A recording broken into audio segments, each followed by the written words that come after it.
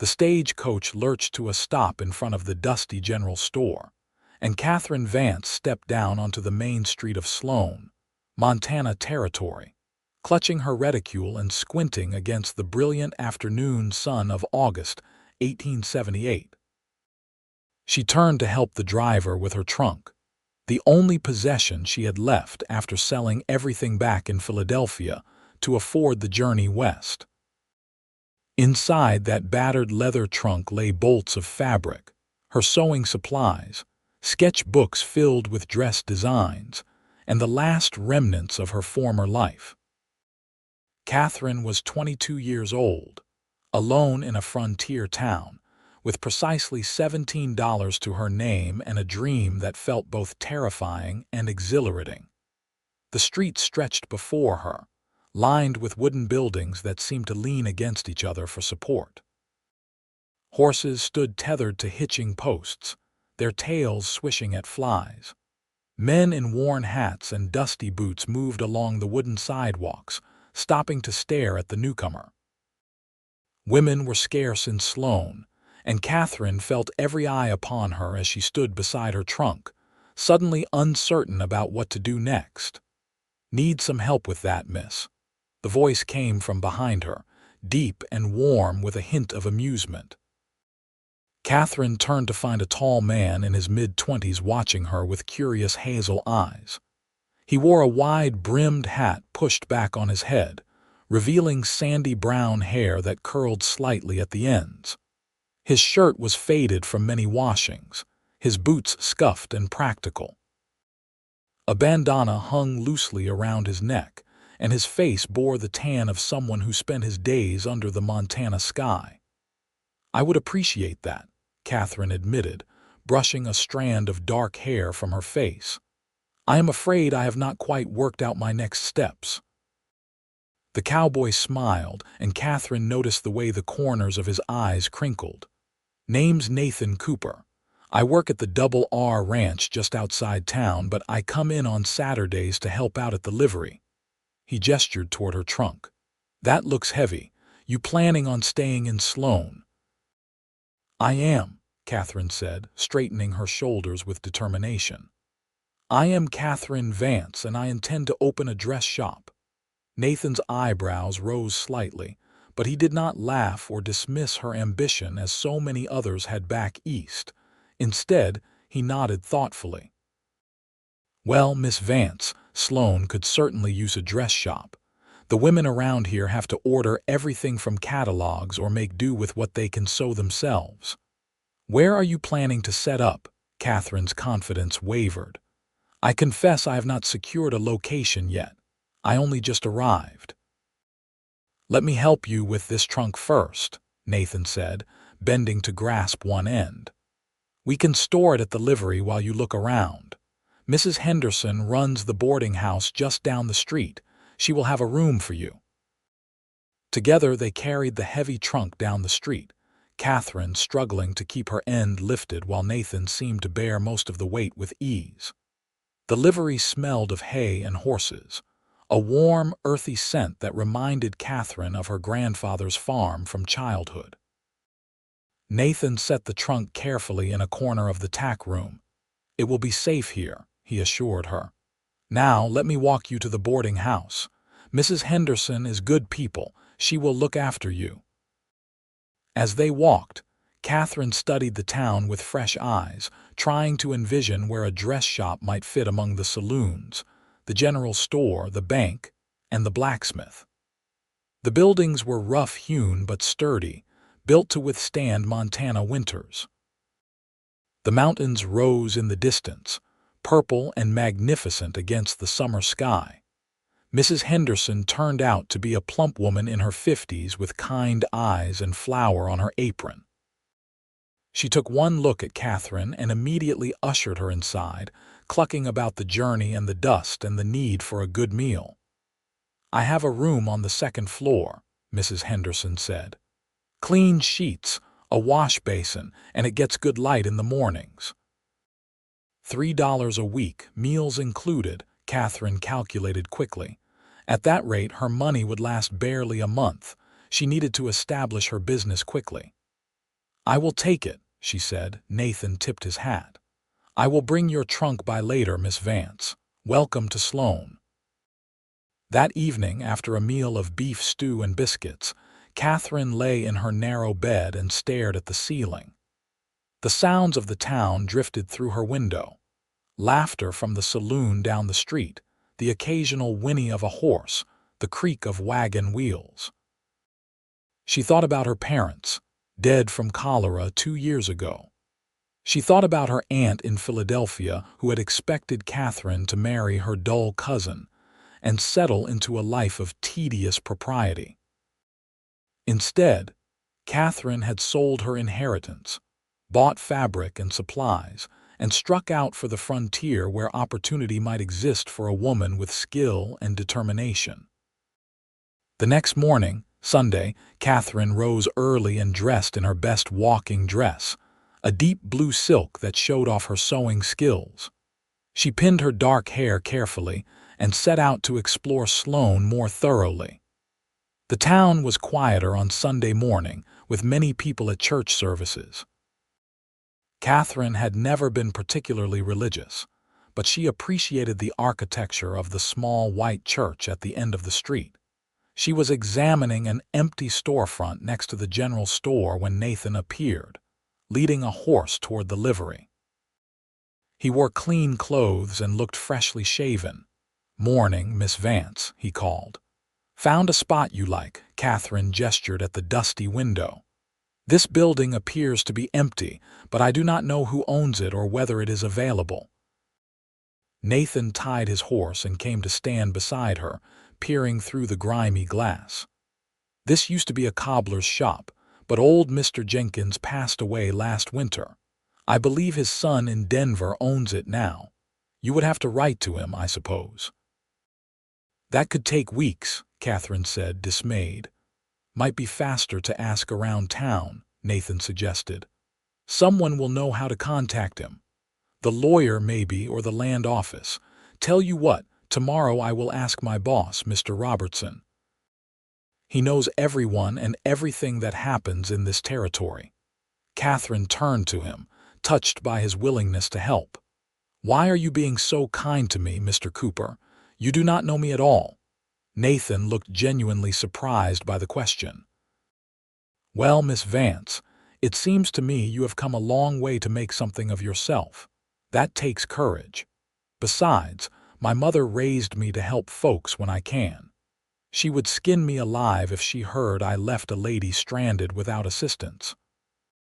He paused, then added more quietly, "And I think it would be good for Sloan to have someone like you here, someone with dreams and plans. This town needs that kind of energy."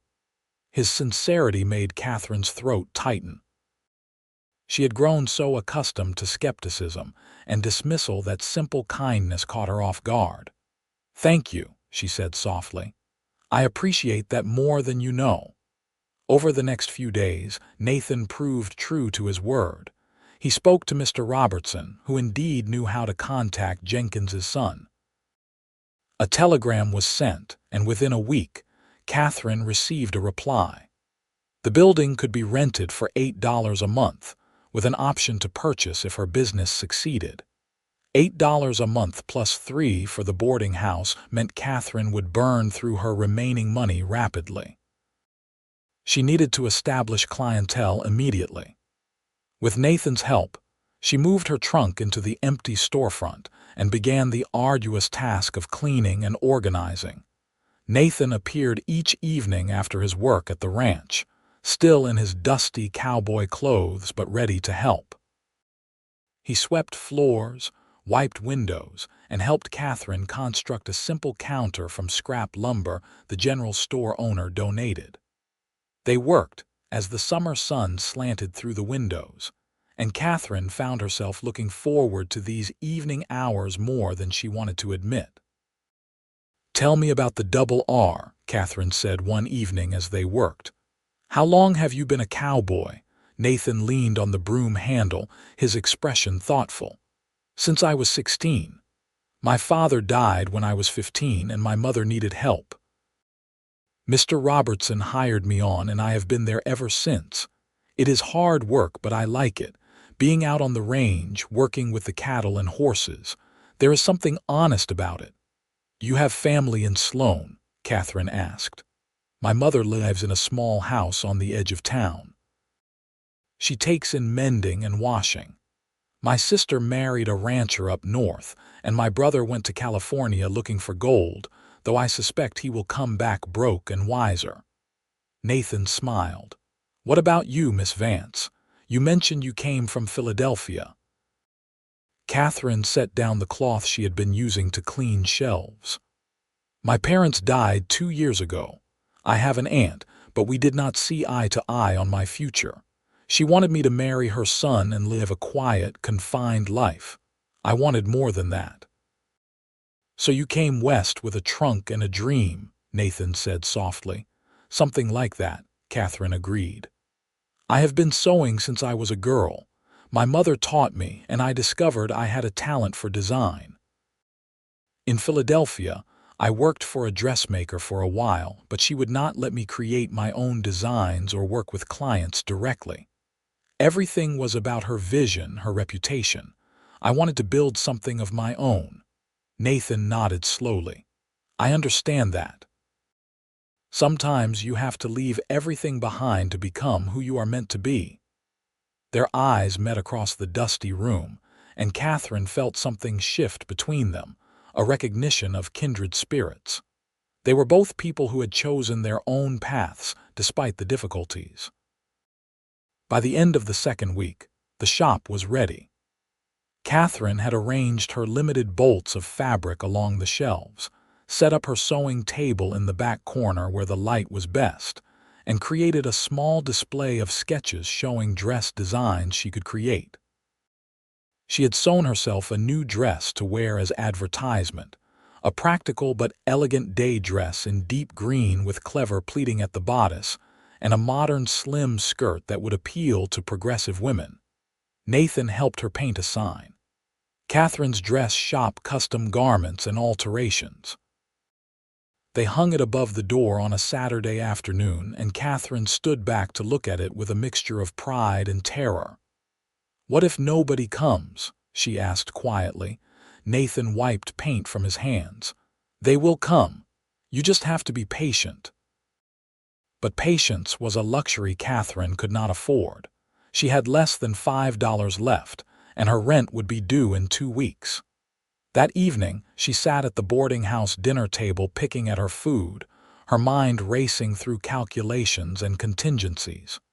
You look troubled, dear, Mrs. Henderson observed. Katherine forced a smile. Just thinking about the business. Give it time, Mrs. Henderson advised. Folks in Sloan are cautious about new things, but once they warm up to you, they will be loyal customers. The next morning, Monday, Katherine opened her shop at 8 o'clock sharp. She sat at her sewing table, working on a blouse for herself from scraps, trying not to watch the door too anxiously. The morning passed slowly. A few people walked by and peered through the windows, but nobody entered. By noon, Katherine's stomach was knotted with anxiety. She forced herself to eat the bread and cheese she had brought, then resumed sewing. The afternoon sun made the shop warm, and she opened the door to let in a breeze. At 3 o'clock, the bell over the door finally jingled. A woman in her 30s entered, looking around curiously. She wore a faded calico dress that had been mended multiple times. Good afternoon, Katherine said, rising quickly. Welcome to my shop. I am Katherine Vance. Sarah Mitchell, the woman said. She had work-roughened hands and a cautious smile. I heard you are a dressmaker. Is that true? Yes, madam. I can create custom garments or do alterations and mending. Sarah bit her lip. My sister is getting married next month. She is marrying a rancher from over near Billings. We were hoping to find her something special to wear, but everything in the catalogs costs a fortune or takes too long to arrive. Katherine's heart began to race. I would be honored to create a wedding dress for your sister. Would she be able to come in for measurements? She is outside. She was nervous about coming in. Sarah opened the door and called out. A younger woman, perhaps 19, entered shyly. She had the same work-worn look as her sister, but her eyes shone with excitement. "This is Emma," Sarah said. "Emma, this is Miss Vance." For the next hour, Katherine worked with Emma, taking measurements, discussing designs, showing sketches. Emma wanted something simple but beautiful, something that would make her feel special on her wedding day. Katherine's mind filled with possibilities. A dress in ivory silk with lace at the collar and cuffs, a fitted bodice and a full skirt that would move gracefully. "I cannot afford anything too expensive," Emma said hesitantly. "We have been saving, but money is tight." Katherine calculated quickly. She could create something lovely from the fabrics she had brought with her. $20, she said. "That includes all materials and labor." Sarah and Emma exchanged glances. It was a considerable sum, but far less than catalog prices. "We can manage that," Sarah said. "Half now and half when the dress is ready." "That would be perfect," Katherine agreed, relief flooding through her. After they left, Katherine sat at her table and allowed herself a moment of triumph. $10. It was not much, but it was a beginning. She had 3 weeks to create a wedding dress that would prove to the women of Sloan that she had the skills to deliver on her promises.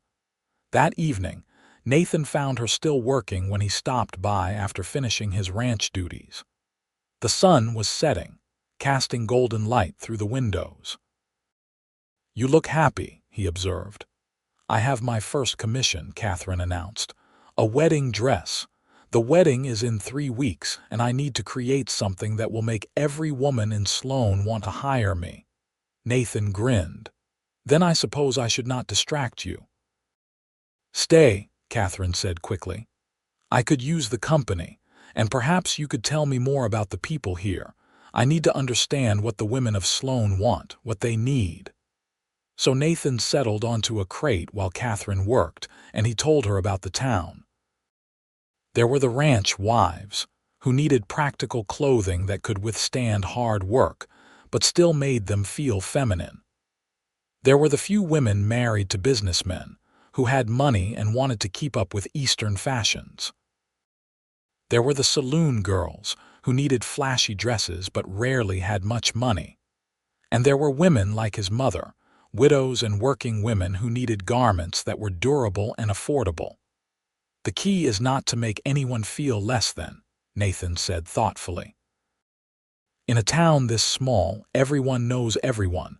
If you treat the ranch wives the same as the banker's wife, you will earn respect." Katherine looked up from her stitching. "You are very wise, Mr. Cooper," he laughed. "Just observant, and please call me Nathan. We have spent enough evenings together that I think we can drop the formalities. Then you must call me Katherine." As the days passed, Katherine worked on Emma's dress with meticulous care. She cut the ivory silk precisely, constructed the bodice with tiny, perfect stitches, and added lace that she carefully attached to the collar and cuffs. In the evenings, Nathan continued to stop by, and they fell into an easy companionship. Sometimes he brought his own work, mending tack or oiling leather. Sometimes he just talked, telling her stories about the ranch or asking about her life in Philadelphia. Katherine found herself sharing things she had not expected to share. Her grief over her parents' deaths, her frustration with societal expectations, her fears about failure. Nathan listened without judgment, offering quiet support and occasional insights that showed he understood her ambitions better than most people ever had. "My mother had dreams too," he told her one evening. "She wanted to open a bakery. She makes the best pies in Montana, but after my father died, there was never enough money to start a business. She had to do whatever work she could to keep us fed. Sometimes I think about trying to help her make that dream come true, but she says she is too old now and her hands ache too much." "It is never too late," Katherine said softly. "Perhaps someday when my shop is successful, I could help. Nathan met her eyes and something warm passed between them. "You have a good heart, Katherine." The wedding dress progressed beautifully.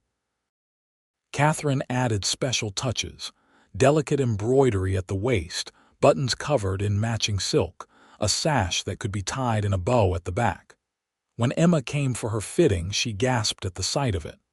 "Oh, Miss Vance, it is more beautiful than I imagined." Katherine helped her into the dress, pinning minor adjustments. The bodice fit perfectly, emphasizing Emma's small waist.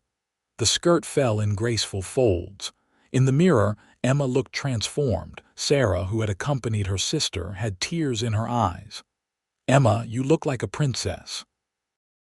Word of the beautiful wedding dress spread through Sloan faster than Katherine had anticipated. Before Emma's wedding had even taken place, 3 more women came to the shop requesting custom garments. Mrs. Robertson, the wife of Nathan's employer, wanted a new dress for the territorial governor's reception in Helena. The banker's wife wanted an entire wardrobe of modern dresses. A young teacher wanted a practical but pretty dress for the new school term. Katherine's days became consumed with measuring, cutting, stitching. She worked from dawn until well after dark, her fingers flying through the fabric. The money from deposits allowed her to purchase more materials from the general store and pay her rent on time. Success seemed within reach, yet Katherine had never worked so hard in her life. Nathan noticed the exhaustion in her face. "You are pushing yourself too hard," he said one evening, finding her still bent over her sewing table at 9 o'clock. "I have to," Katherine replied, not looking up. "This is my chance to establish my reputation. I cannot afford to fail or to deliver anything less than perfect. Katherine, look at me." She raised her eyes, and Nathan crouched beside her chair so they were level. His face was serious, concerned. "You are going to make yourself sick. When did you last have a full night's sleep? When did you last do anything besides work?" "I am fine," Katherine insisted, but even as she spoke, her eyes burned with fatigue. "No, you are not. You need rest. You need to take care of yourself." Nathan's hand covered hers gently. "Let me help you more. I could do the heavy cleaning, run errands, whatever you need." "You already do so much," Katherine protested. "You have your own work at the ranch." "I want to help," Nathan said simply. "Please let me." There was something in his eyes that made Katherine's breath catch. Over the past weeks, Nathan had become more than a helpful friend. He had become essential to her life in Sloan, someone whose presence made everything seem more possible. She looked forward to their evenings together, treasured their conversations, caught herself thinking about him during the day. "All right," she said softly. "Thank you." Nathan smiled, and his thumb brushed across her knuckles before he released her hand. "Good. Now finish that seam and then go get some sleep." Emma's wedding took place on a Sunday afternoon in late September. The whole town turned out for the celebration at the church. Emma looked radiant in her wedding dress, and Katherine attended at Sarah's insistence. She stood at the back of the church, watching the ceremony, and felt a deep satisfaction. She had created something beautiful that would be part of Emma's most important memory. After the ceremony, during the celebration in the churchyard, women surrounded Katherine. They admired Emma's dress, asked questions about styles and prices, and several more placed orders. Mrs. Henderson beamed with pride as if Katherine were her own daughter. Mr. Robertson shook Katherine's hand and said his wife could not stop talking about her new dress. Nathan found Katherine during the festivities, bringing her a glass of lemonade. "You look pleased with yourself," he said. "I think my business might actually succeed," Katherine admitted. "I have more orders than I can handle and women asking when I can fit them in." "I told you they would come," Nathan said. His eyes were warm with pride and something else, something that made Katherine's heart skip. They stood together watching the dancing, the celebration. The autumn air was crisp, and the mountains glowed gold and red with changing leaves. Katherine felt a sudden rush of affection for this rough frontier town that had welcomed her, for the people who had given her a chance, and especially for the cowboy standing beside her who had made it all possible. "Nathan," she said impulsively, "would you like to dance?" His expression showed surprise, then pleasure. "I would, but I should warn you I am not very good at dancing." Katherine laughed. "Neither am I. We shall stumble through it together." Nathan set down their glasses and led her to where couples were dancing. He placed one hand carefully at her waist, took her other hand in his, and they began to move to the music. He was right. He was not an accomplished dancer, but there was something endearing about his earnest concentration. Katherine found herself smiling up at him, and when he met her eyes, the moment stretched between them, charged with unspoken feelings. "Katherine," Nathan began, his voice low, "I hope you do not think I am too forward, but these past weeks, getting to know you, helping you build your dream, it has meant a lot to me." "It has meant a lot to me too," Katherine said, her heart racing. "I could not have done this without you." "It is more than that," Nathan continued. "I find myself thinking about you all the time. When I am working at the ranch, I am counting the hours until evening when I can see you. When I am with you, everything feels right." Katherine's breath caught. She had been feeling the same way but had not allowed herself to name it, too focused on survival and success to acknowledge the growing feelings in her heart. "Nathan, She started, but the words tangled on her tongue. "You do not have to say anything," Nathan said quickly. "I just wanted you to know. I understand if you do not feel the same way. I know you came here to build a business, not to find romance with a cowboy who does not have much to offer." Katherine stopped dancing, forcing Nathan to stop as well. Around them, other couples continued to move, but Katherine only had eyes for the man in front of her. "You have everything to offer," she said fiercely. "You are kind and hardworking and good. You have supported my dreams without asking for anything in return. You have made me laugh when I wanted to cry with exhaustion. You have made this strange new place feel like home." Hope kindled in Nathan's eyes. "Does that mean?" "It means I have feelings for you too," Katherine admitted. "I have been trying not to think about them because everything has been so complicated and uncertain. But yes, Nathan, I care about you, quite a lot actually." The smile that broke across Nathan's face was like sunrise. Without thinking, he pulled her closer and they resumed dancing, but now Katherine could feel the solid warmth of his chest, the strength in his arms, and everything felt different, charged with possibility. As fall deepened into winter, Katherine's business flourished.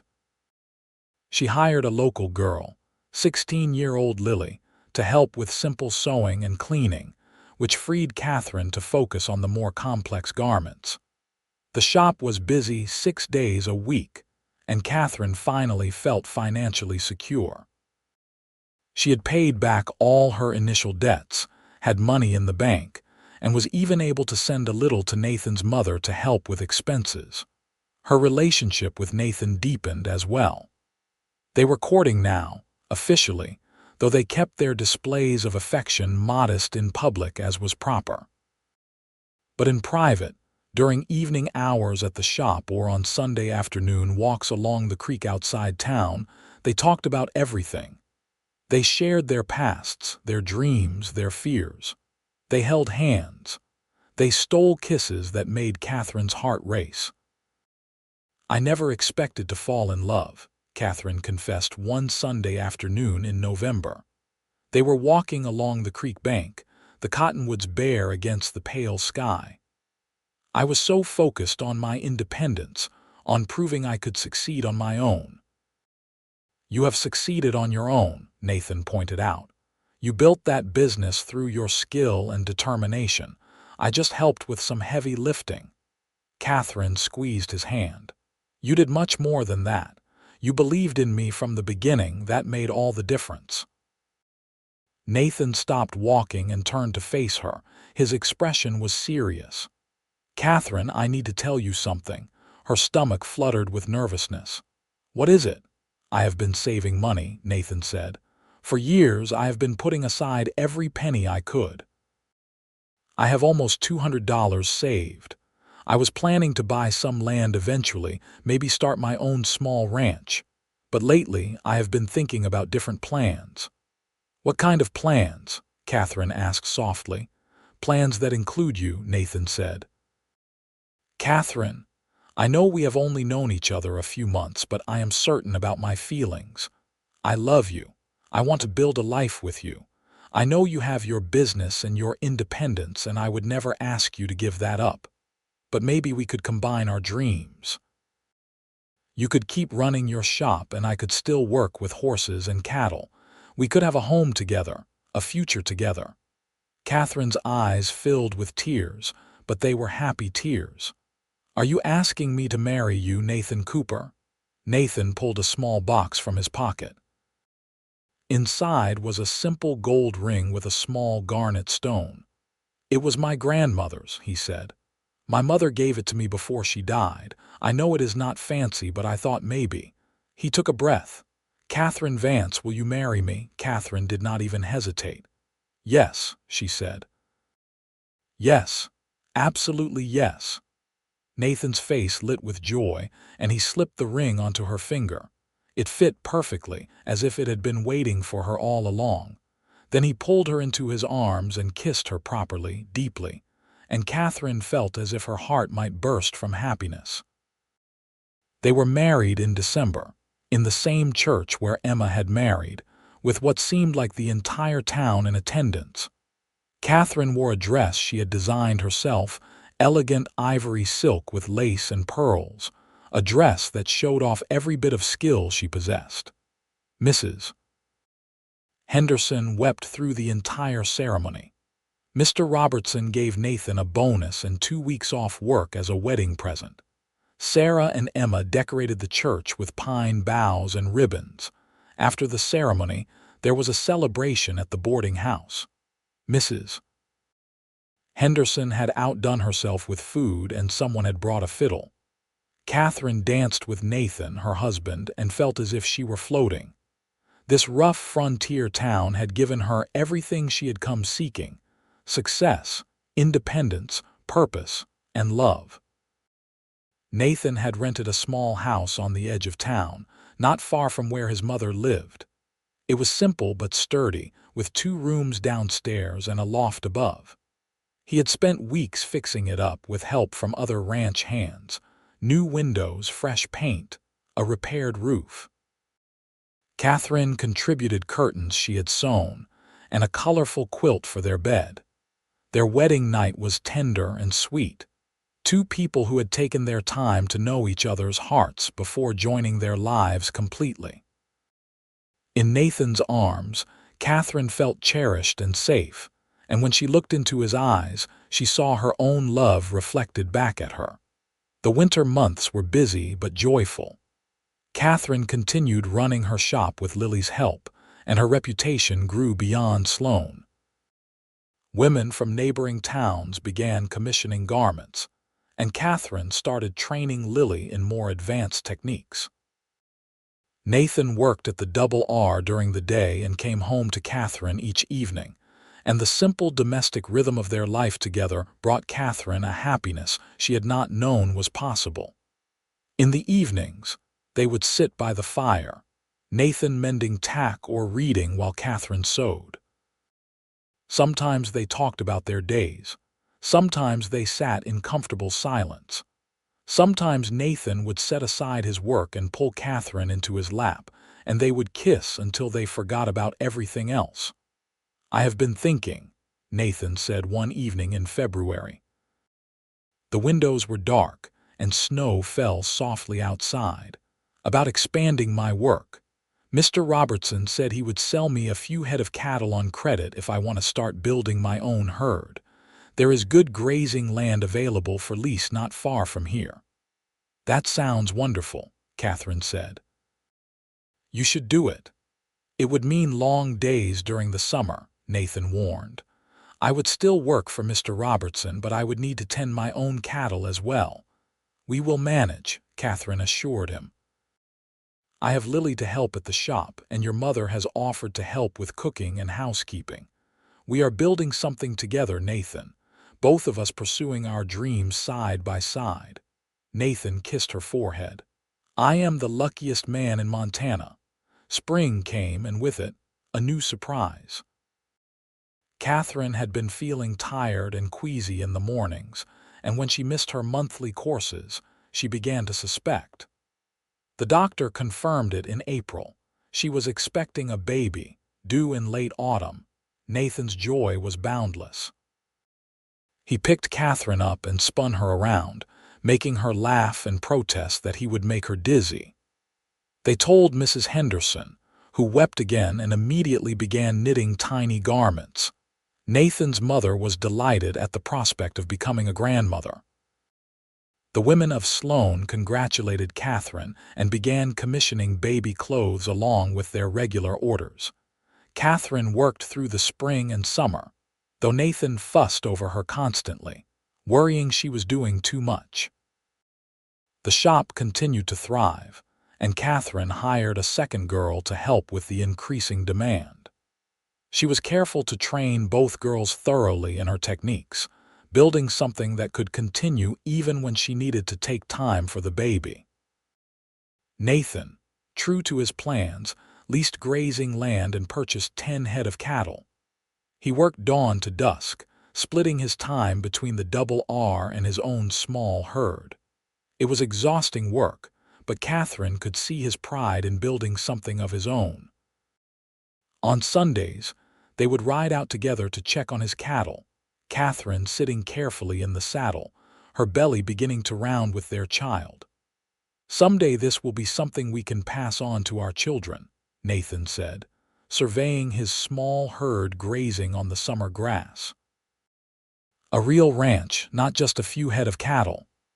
It will be, Katherine agreed. She could picture it. More cattle, a larger house, children running through the fields. The future stretched before them, bright with possibility. The baby came on a cold November night, nearly a year to the day after Katherine had first arrived in Sloan. The labor was long and difficult, and Nathan paced outside the bedroom while Mrs. Henderson and the doctor attended to Katherine. When the baby's first cry finally pierced the night air, Nathan burst into the room. "It is a boy," Mrs. Henderson announced, wrapping the infant in a blanket. "A healthy, strong boy." Nathan approached the bed where Katherine lay exhausted but smiling. She held their son, counting his tiny fingers and toes. "Look what we made," she whispered. Nathan sat on the edge of the bed, touching the baby's soft head with gentle fingers. "He is perfect. You are amazing." They named him James after Nathan's father. James had a shock of dark hair like his mother and his father's hazel eyes. He was a good baby, sleeping well and nursing eagerly, and both Katherine and Nathan fell instantly and completely in love with him. Katherine took 6 weeks away from the shop after James's birth, but she stayed involved, with Lily and the other girl bringing fabric and designs to the house for Katherine's approval. It was strange at first, not being at the shop every day, but Katherine found unexpected joy in her time with James. She had worried that motherhood might feel like a trap, a loss of the independence she had fought so hard to achieve. Instead, it felt like an expansion of her life, another role she could embrace without losing herself. When she returned to the shop part-time, Mrs. Henderson watched James during the day, bringing him to Katherine when he needed to nurse. The women of Sloan were understanding, often scheduling their appointments around James's needs. Katherine realized she had built more than a business in Sloan. She had built a community. The years that followed were full and rich. Nathan's cattle herd grew steadily, and by the time James was 3, Nathan had saved enough to purchase the grazing land he had been leasing. Katherine's shop expanded into the building next door, and she employed 4 seamstresses while focusing on design and managing the business. They were not wealthy by Eastern standards, but they were comfortable and secure. James grew into a bright, curious child who loved following his father around the ranch and playing in his mother's shop. Fascinated by the colorful fabrics and busy sewing machines Katherine had been able to afford. When James was 4, Katherine became pregnant again. This time the pregnancy was easier, and in the spring of 1884 they welcomed a daughter named Rose, a tiny delicate baby with Nathan's sandy hair. "Now we have one of each," Nathan said, cradling Rose while James peered at his new sister with cautious interest. "Our family feels complete." Katherine smiled, watching her husband with their children. She thought about the frightened but determined young woman who had stepped off the stagecoach 6 years earlier with nothing but a trunk and a dream. That woman had not known that she would find not just success, but also love, family, and belonging. She had not known that the helpful cowboy who carried her trunk would become the center of her world. Life continued its rhythms through the seasons. The shop became an institution in Sloan, known throughout Montana territory for quality and style. Katherine trained young women in dressmaking, passing on her skills just as her mother had passed them to her. Nathan's ranch, though still modest, supported several dozen head of cattle and had earned a reputation for well-trained horses. He hired 2 ranch hands, giving employment to young men looking to learn the trade. James grew tall and serious, showing an aptitude for numbers that surprised both parents. Rose was sunny and sociable, charming everyone she met. The children attended the Sloan school, where the teacher still wore dresses Katherine had made years earlier. On their 10th wedding anniversary, Nathan took Katherine on a picnic to the spot by the creek where he had proposed. The children stayed with their grandmother for the afternoon, giving Nathan and Katherine a rare few hours alone. It was summer, hot and bright, the cottonwoods providing welcome shade. "You ever regret it?" Nathan asked as they sat on a blanket watching the creek flow past. "Coming west, I mean." "Giving up the easier life you could have had in Philadelphia." Katherine leaned against her husband's shoulder, comfortable and content. "Not for a single moment. Everything I have here, everything I am, comes from that choice. You, the children, the shop, our life together. It is better than anything I could have imagined." "Even the hard parts," Nathan pressed. "The struggles at the beginning, the worry and uncertainty, especially those parts," Katherine said. "They made me strong. They proved I could survive and succeed on my own terms, and they led me to you." She turned to kiss him softly. "I love you, Nathan Cooper. Thank you for carrying my trunk that first day. Thank you for believing in my dream. Thank you for loving me." Nathan pulled her close. "Thank you for letting me be part of your life, for building this future with me. I love you more than I can ever say." They sat together watching the water, 2 people who had chosen each other and built something lasting. The challenges had been real. The work had been hard, but they had faced it together, supporting each other's dreams and creating a life richer than either could have managed alone. As the years continued, Katherine expanded her business in new directions. She began importing fine fabrics from the East and even from Europe, offering Sloan's women access to materials they could never have obtained otherwise. She started a small catalog business, sending dress designs to women throughout Montana and neighboring territories.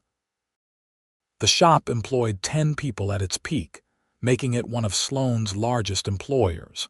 Nathan's ranch grew as well. He never became one of the great cattle barons, but his operation was solid and respected. He treated his animals with care and his employees with fairness, and his reputation grew.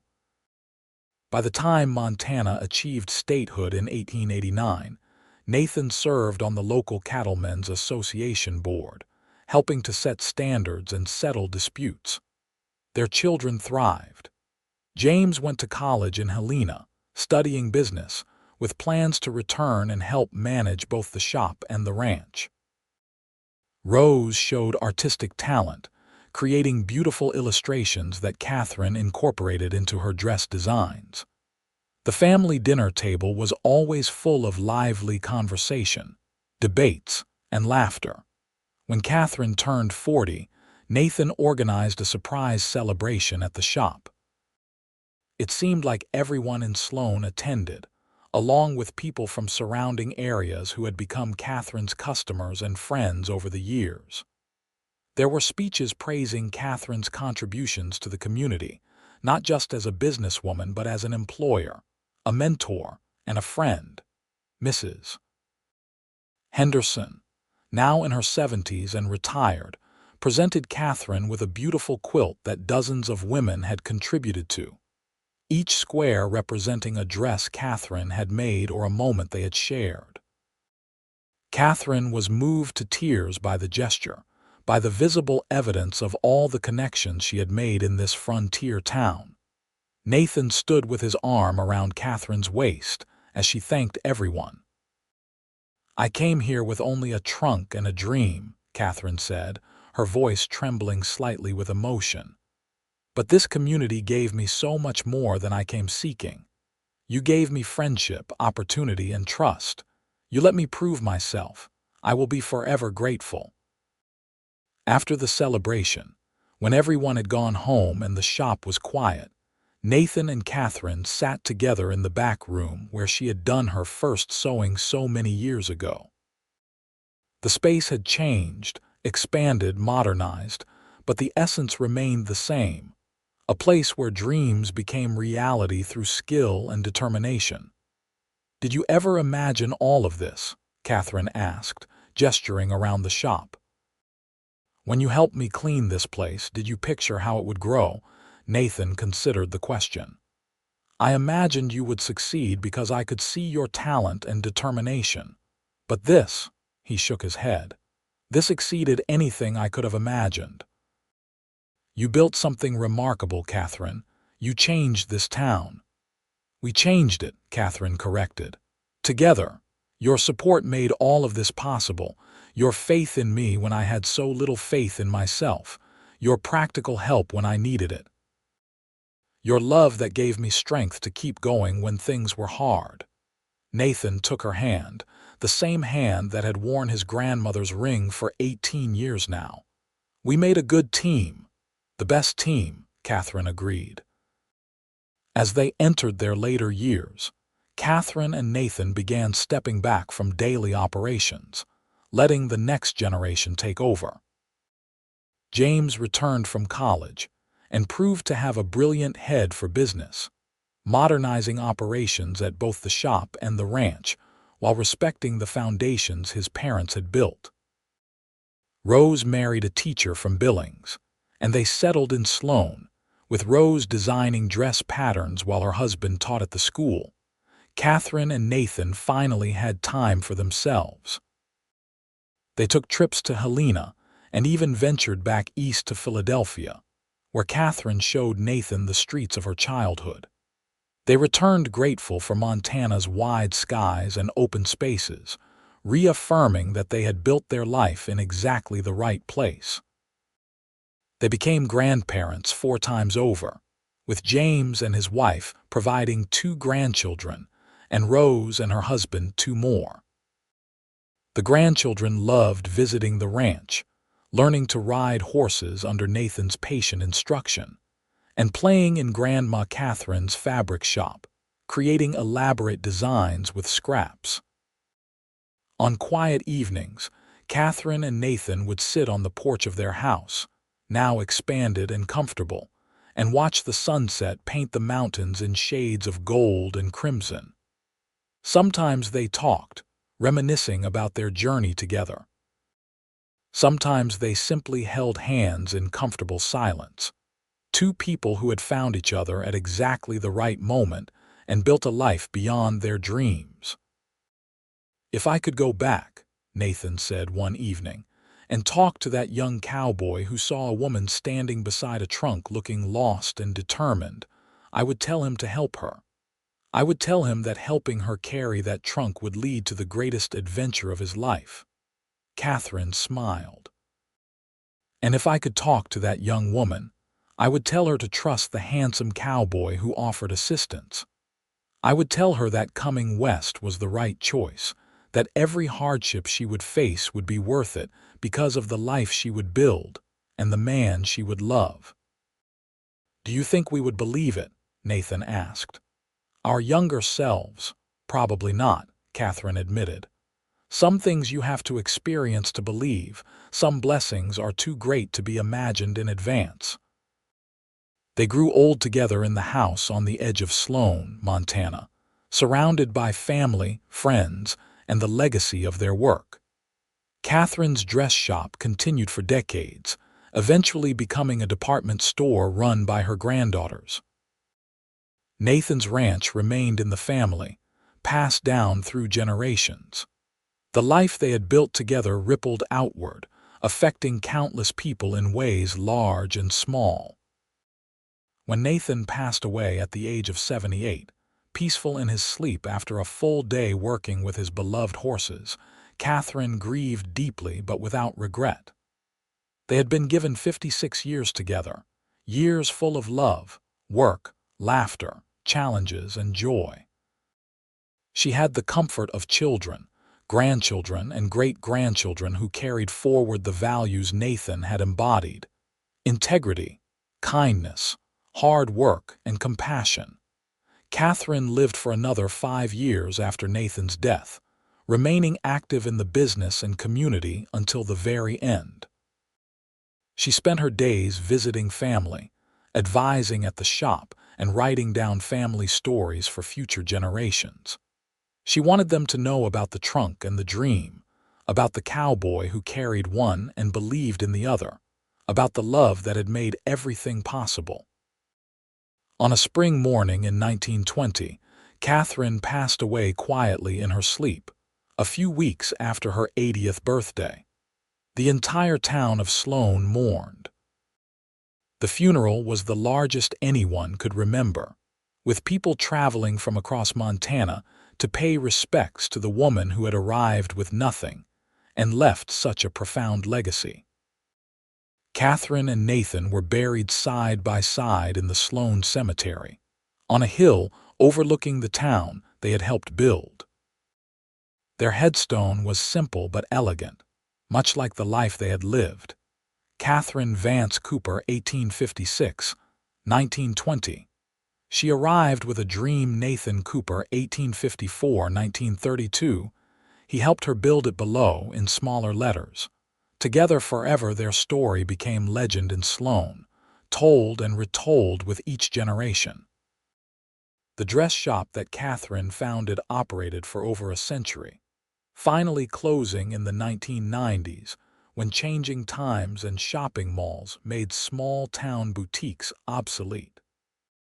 But even in its final days, the shop displayed photographs of Katherine and her original designs, a reminder of where it all began. The Cooper Ranch remained in family hands, still raising cattle and horses on the land Nathan had first leased with such hope and determination.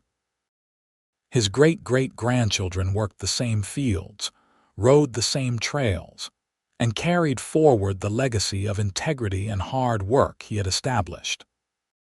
But beyond the business success and material legacy, Katherine and Nathan left something more precious: proof that courage and kindness can transform lives. Katherine's decision to come west with only a trunk and a dream required bravery. Nathan's choice to help a stranger required generosity. Their mutual decision to build a life together required trust, commitment, and love. Their story was one of partnership and support, of two people who recognized in each other something worth nurturing. Nathan never tried to diminish Katherine's ambitions or make her dependent on him. Katherine never took Nathan's support for granted or saw his help as anything other than the gift it was. They built their dreams together, side by side, each making the other stronger and better. In a time and place that could be harsh and unforgiving, they created something gentle and enduring. In a society with rigid rules about women's roles, they forged a partnership based on equality and mutual respect. In a frontier town where survival was never guaranteed, they planted roots that grew deep and strong. The trunk that Katherine brought to Sloan, that battered leather trunk full of fabric and dreams, remained in the family for generations. It sat in the corner of the dress shop for decades, then moved to the ranch house, then to various descendants' homes. Eventually, it was donated to the Montana Historical Society, where it was displayed with a placard telling Katherine and Nathan's story. Visitors would stop and look at the old trunk, reading about the young woman who had traveled west with nothing but skill and determination, about the cowboy who had helped her, about the love that had blossomed between them. Some visitors were inspired to pursue their own dreams. Some were reminded of their own helpers, the people who had made their successes possible. Some simply smiled at the romance of it all, at this proof that love stories do come true. And perhaps in whatever place exists beyond this life, Katherine and Nathan remained together, still partners, still in love, still grateful for that August day in 1878 when a stagecoach pulled into Sloan and everything changed. Perhaps they looked back on their life with satisfaction, knowing they had done well, loved well, and left the world better than they found it. Their story was simple in many ways. Two people who met, fell in love, worked hard, raised a family, and built successful businesses. But simplicity does not mean insignificance. The simple, honest life they built together rippled outward in countless ways, affecting people they would never meet, creating opportunities that would continue long after their deaths. Katherine's decision to open a dress shop gave employment to hundreds of women over the decades, providing income, skills, and independence. Nathan's ranch employed dozens of ranch hands, giving young men opportunities to learn and grow. Together, they modeled a marriage of equals, showing their children and grandchildren that love does not require one person to diminish themselves for the other to shine. They showed that coming from nothing does not determine where you end up. They showed that kindness to strangers can change everything. They showed that supporting someone else's dreams can be as fulfilling as pursuing your own. They showed that love, real lasting love, is built through thousands of small choices, daily acts of care and consideration, mutual respect and unwavering support. The Wild West of legend was full of gunslingers and outlaws, of violence and lawlessness. But the real West, the West that Katherine and Nathan inhabited, was also full of ordinary people trying to build extraordinary lives. It was full of dreams pursued against long odds, of communities created in harsh landscapes, of love found in unexpected places. Katherine arrived in Sloan with only a trunk and a dream. Nathan helped her open a dress shop. Together, they built a life that mattered, a love that lasted, and a legacy that endured. Their story was one of hope fulfilled, of potential realized, of two people who found exactly what they needed in each other. And in the end, what more could anyone ask for than that? To love and be loved, to work with purpose, to build something lasting, to leave the world better than you found it. Katherine and Nathan did all of those things, and their story remained as a testament to what is possible when courage meets kindness, when dreams meet determination, and when two hearts recognize in each other the promise of home. Their love story began with a simple act of help, a cowboy carrying a trunk for a stranger. It grew through shared work and conversations, through supporting each other's ambitions, through facing challenges together. It deepened through marriage and family, through years of daily partnership, through the comfort of knowing someone would always be there. And it lasted beyond death, living on in the family they created, the businesses they built, and the example they set. In a small cemetery on a hill in Sloan, Montana, two headstones stood side by side beneath the wide western sky, marking the resting place of Katherine Vance Cooper and Nathan Cooper. Visitors often left flowers, especially during the summer months. Sometimes these were descendants, coming to pay respects to the ancestors who had made their lives possible. Sometimes they were strangers who had heard the story and were moved by it. The sun rose each morning over those graves, casting golden light across the inscriptions. The seasons changed as they always had, spring giving way to summer, autumn to winter, the endless cycle continuing. But the love commemorated in that quiet place remained constant, unchanging, eternal. Katherine had arrived with only a trunk and a dream. She had found success, yes, but so much more than that. She had found purpose, community, family, and a love that sustained her through every trial and celebrated every triumph. She had found home in the most unexpected place, and she had created a life of meaning and joy. Nathan had offered to help a stranger carry her trunk. In doing so, he had found his life's partner, the woman who would stand beside him through everything, who would build dreams with him, who would fill his days with purpose, and his heart with love. He had found that helping someone else achieve their dreams could be just as fulfilling as achieving his own. Together, they had written a love story for the ages, not through grand gestures or dramatic events, but through countless small moments of care, respect, support, and affection.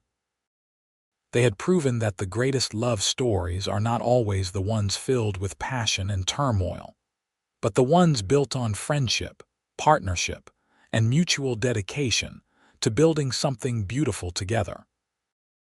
Their story endured because it spoke to something universal and timeless: the human need for connection, for support, for love. It endured because it showed that dreams can come true, not through magic but through hard work and the help of good people. It endured because it proved that love, real love, is not about losing yourself, but about becoming more fully yourself in the presence of someone who sees and cherishes who you truly are. And so, in the Montana town of Sloan, the story of Katherine and Nathan was told and retold, a reminder that sometimes the greatest adventures begin with the simplest of moments. A woman with a trunk and a dream, a man willing to help, and the courage to see where that help might lead. Their legacy was love, and it would last forever.